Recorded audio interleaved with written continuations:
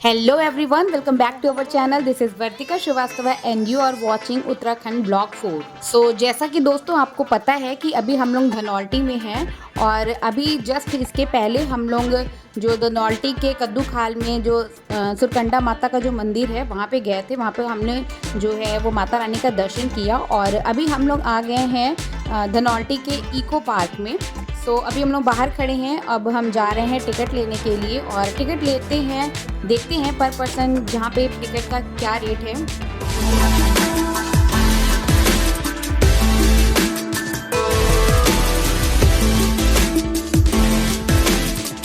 सो यहाँ पे 50 रुपीज़ पर पर्सन चार्ज है अंदर एंट्री करने के लिए और इसी का जस्ट हाफ मतलब कि 25 रुपीज़ बच्चों के लिए रखा गया है। सो हम लोगों का जो चार्जेस है वो 50 रुपीज़ लगा है और इसी का जो है वो 25 रुपीज़ लगा है अंदर एंट्री का चार्ज। सो चलिए आपको घुमाते हैं धनौल्टी का इको पार्क और देखते हैं कि जो और इको पार्क्स हैं अलग अलग जगहों के, वहाँ के इको पार्क में और यहाँ के इको पार्क में एक्चुअल में क्या डिफरेंस है। सो भाई इस इको पार्क में जो पेड़ पौधे हैं वो काफ़ी ज़्यादा मात्रा में लगे हुए हैं और साफ़ सफाई का भी काफ़ी अच्छा खासा ध्यान रखा गया है। और आप देख सकते हैं ये है इको पार्क का सेल्फी पॉइंट जहाँ पे सभी लोग अपनी अपनी फ़ोटो क्लिक करवा रहे हैं, सेल्फी ले रहे हैं। सो भाई ऐसा है कि पहले मैं सोच रही हूँ कि पूरा इको पार्क पहले घूम लेते हैं और घूमने के बाद जब हम यहाँ से रिटर्न होंगे तो फिर हम यहाँ पे अपनी सेल्फी वगैरह या फ़ोटो वगैरह जो है वो ले लेंगे। सो चलिए अब आपको दिखाते हैं इको पार्क, हमारे साथ ऐसे ही बने रहिए। भाई आप देख सकते हैं कि यहाँ पे लिखा हुआ है best of Dhanaulti eco park, मतलब इनके हिसाब से ये धनौल्टी का सबसे बेस्ट इको पार्क है। तो वो तो पूरा घूमने के बाद ही पता चलेगा कि इस इको पार्क में एक्चुअल में है क्या। सिर्फ पेड़ पौधे लगे हुए हैं और बस ऐसे ही है या कुछ स्पेशल भी है यहाँ पे।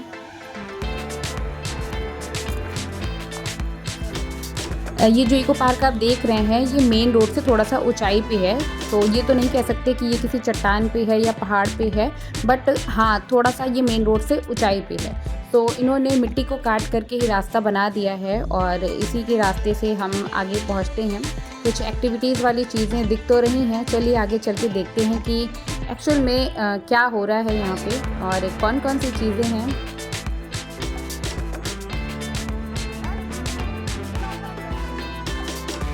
सो दोस्तों जब आप थोड़ा सा और आगे ऊपर की तरफ चढ़ेंगे तो यहाँ पे बच्चों के खेलने के लिए कुछ झूले वगैरह, बैठने के लिए बेंचेस हैं और कुछ क्लाइंबर वगैरह वो बने हुए हैं। और दूसरी तरफ थोड़ा सा और आगे बढ़ने के बाद आप देखेंगे कि बच्चों के लिए कुछ एडवेंचरस चीज़ें हैं, जो बच्चे हैं वही कर सकते हैं। मुझे तो कोई दूर दूर तक कोई ऐसा बड़ा पर्सन नहीं दिख रहा है जो इस एडवेंचर को करे। तो स्पेशली मेरा मानना है कि ये जो भी है यहाँ पे इको पार्क वो स्पेशली बच्चों के लिए है, क्योंकि जो भी एक्टिविटीज़ कर रहे हैं वो सिर्फ बच्चे ही कर रहे हैं।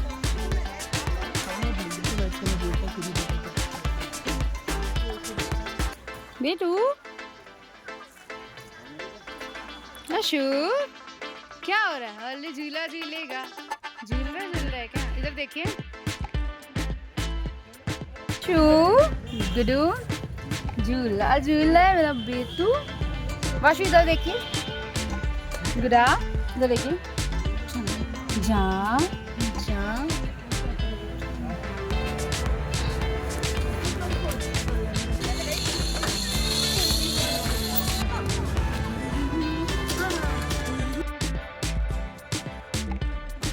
तो भैया हम लोगों ने बारी बारी से झूले का लुत्फ़ उठा लिया है। वियांशु झूल चुके हैं और अब ईशी झूल रही है। फ़िलहाल अभी हम आगे चलते हैं और देखते हैं कि और कौन कौन सी एक्टिविटीज़ हैं और कौन कौन सा एडवेंचर है जो बच्चे कर सकते हैं।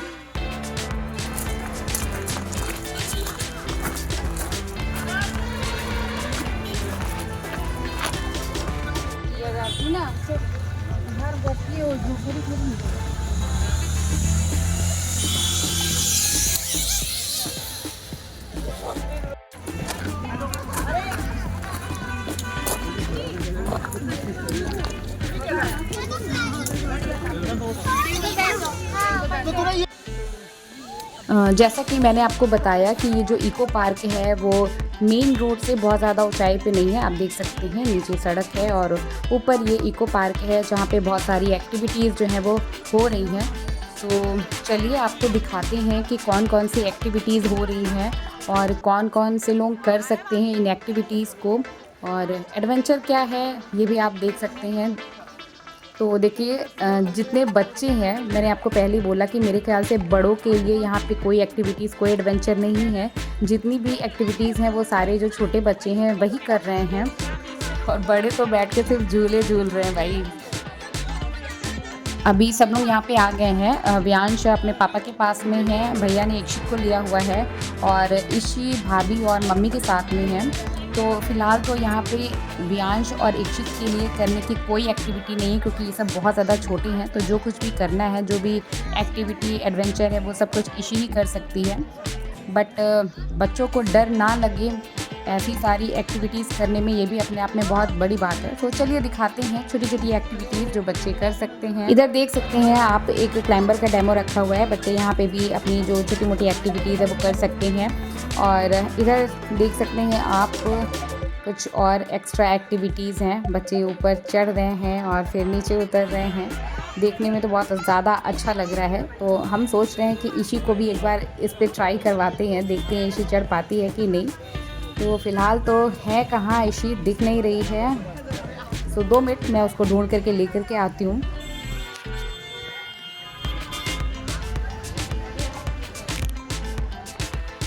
अच्छा, तो ये है हमारी छुटकी बंदरिया जो कि छोटे वाले क्लाइंबर पे चढ़ रही है, उतर रही है, और भाभी बना रही है ईशी का वीडियो। तब तक मैं देखती हूँ कि मम्मी, व्यांश और सौरभ जी कहाँ पे हैं।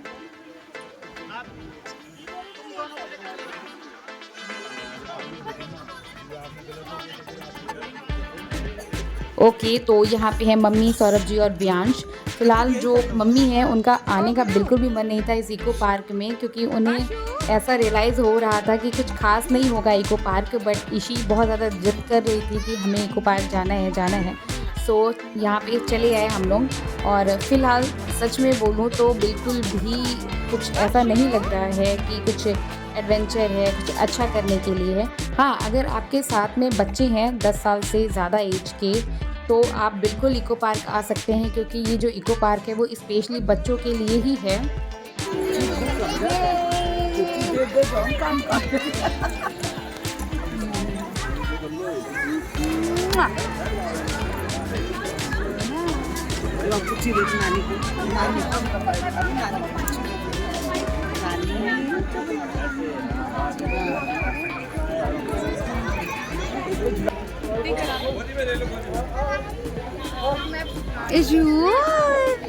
इक्षु है क्या? हंस दीजिए तो अपने प्यारे से स्माइल दिखा दीजिए तो।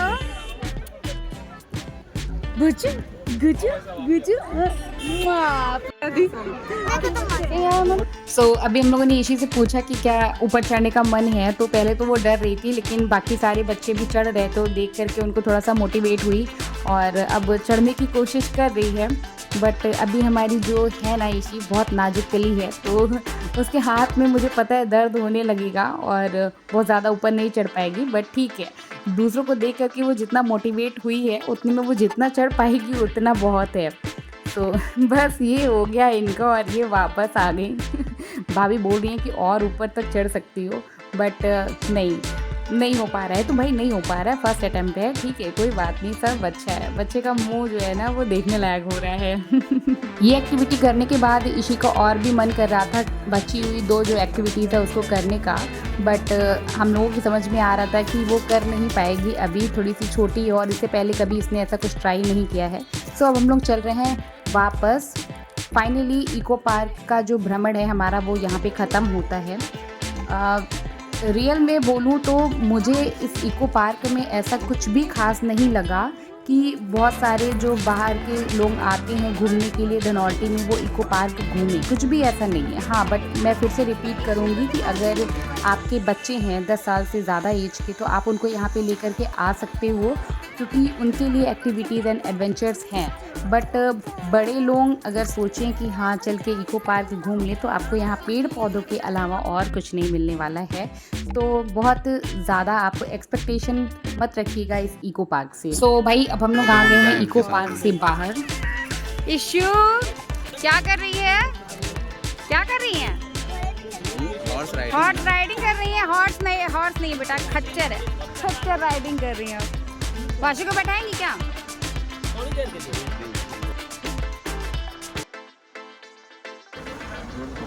इसी की जो ये खच्चर राइडिंग है उसके लिए हम लोगों ने 100 रुपये जो है वो पे करे हैं 500 मीटर आने और सिर्फ जाने के लिए। बट इसी के चेहरे पे ये जो स्माइल है ना वो करोड़ों की है। सो फाइनली दोस्तों अब हम लोग निकलते हैं यहाँ से, और जाने से पहले आपसे एक रिक्वेस्ट है कि अगर अभी तक आपने हमारे चैनल को सब्सक्राइब नहीं किया है तो प्लीज़ चैनल को सब्सक्राइब करिएगा। एंड मेरे वीडियोज़ एंड ब्लॉग आपको अच्छे लगते हैं तो प्लीज़ वीडियोज़ को लाइक करिएगा एंड शेयर करने की कोशिश करिएगा। तो चलिए मिलते हैं नेक्स्ट ब्लॉग में। Till then bye bye, thank you for watching.